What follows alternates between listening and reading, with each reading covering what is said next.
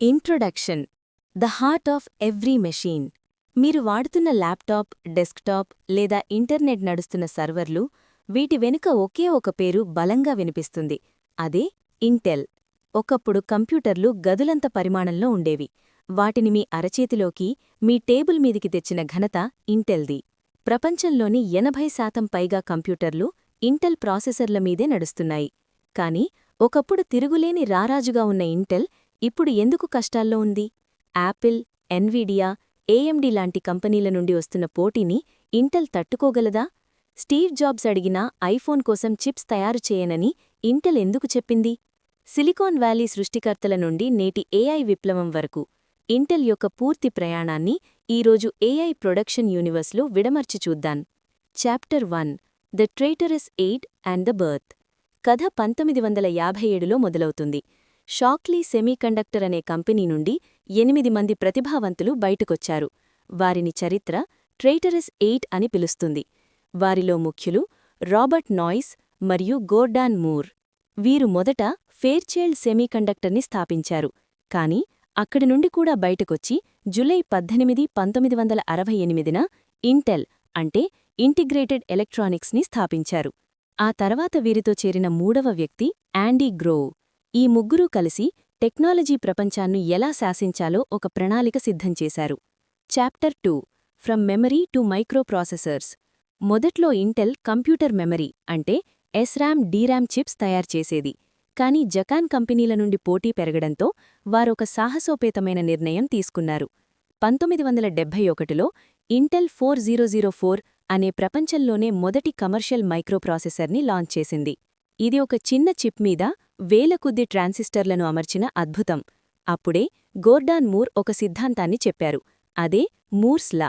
ప్రతి 2 ఏళ్లకు ఒకసారి చిప్స్ మీద ఉండే ట్రాన్సిస్టర్ల సంఖ్య రెట్టింపవుతుంది, ధర తగ్గుతుందని ఆయన జోస్యం చెప్పారు.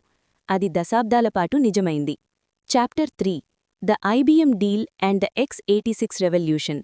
1980వ దశకంలో ఐబిఎం తన పర్సనల్ కంప్యూటర్ కోసం ఇంటెల్ చిప్స్ని ఎంచుకుంది. ఇది ఇంటెల్ చరిత్రలో అతిపెద్ద మలుపు. 8086 ప్రాసెసర్ మరియు దాని ఆధారంగా వచ్చిన X86 ఆర్కిటెక్చర్ నేటికీ ఆధునిక కంప్యూటర్లకు పునాది. మైక్రోసాఫ్ట్ విండోస్ మరియు ఇంటెల్ ప్రాసెసర్లు కలిసి వింటెల్ సామ్రాజ్యాన్ని స్థాపించాయి. 1990లలో వచ్చిన పెంటియం ప్రాసెసర్లు ఇంటెల్ పేరును ఇంటింటికీ చేర్చాయి. అప్పుడే వారు ఇంటెల్ ఇన్సైడ్ అనే విప్లవాత్మక మార్కెటింగ్ క్యాంపెయిన్ మొదలుపెట్టారు. Chapter 4 the golden era and the only paranoid survive. యాండీ grove నాయకత్వంలో ఇంటెల్ దూసుకుపోయింది. ఆయన రాసిన ఓన్లీ ద పారనాయిడ్ సర్వైవ్ అనే పుస్తకం బిజినెస్ ప్రపంచంలో ఒక బైబుల్ లాంటిది. వారు సెమీకండక్టర్ తయారీలో ప్రపంచంలోనే నంబర్ 1గా నిలిచారు. వేల కోట్ల డాలర్ల లాభాలతో సొంతగా ఫ్యాక్టరీలు అంటే ఫ్యాబ్స్ నిర్మించుకున్నారు. 2006లో యాపిల్ కూడా ఇంటెల్ వైపు మొగ్గు చూపింది. మ్యాక్ కంప్యూటర్లలో ఇంటెల్ చిప్స్ వాడటం ఒక భారీ విజయం. Chapter 5 the $1 trillion mistake missing mobile. సక్సెస్లో ఉన్నప్పుడు చేసే చిన్న పొరపాటు ఎంతటి సామ్రాజ్యాన్నైనా కూల్చేస్తుంది. స్టీవ్ జాబ్స్ మొదటి ఐఫోన్ తయారు చేస్తున్నప్పుడు ప్రాసెసర్ కోసం ఇంటెల్ని అడిగారు. కాని అప్పటి Intel CEO Paul Otellini iPhone అంతగా అమ్ముడుపోదని భావించి ఆ డీల్ని రిజెక్ట్ చేశారు. ఇది ఇంటెల్ చరిత్రలో అతిపెద్ద తప్పుగా మిగిలిపోయింది. దీనివల్ల మొబైల్ మార్కెట్ అంతా ఏఆర్ఎం మరియు క్వాల్కమ్ చేతుల్లోకి వెళ్ళిపోయింది. ఇంటెల్ కేవలం పీసీలకే పరిమితం కావాల్సి వచ్చింది.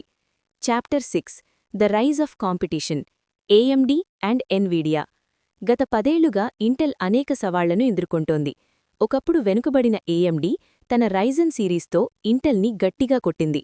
మరోవైపు ఎన్విడియా గేమింగ్ మరియు ఏఐ రంగంలో దూసుకుపోతూ ఇంటెల్ కంటే ఎక్కువ మార్కెట్ విలువను సొంతం చేసుకుంది.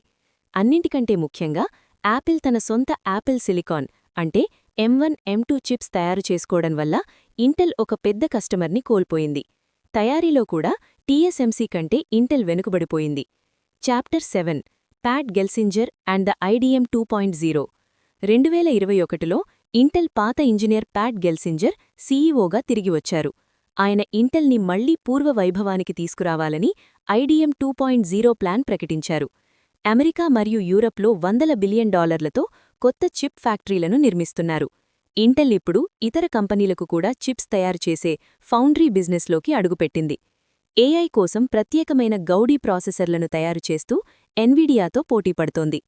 Conclusion: will the giant rise again?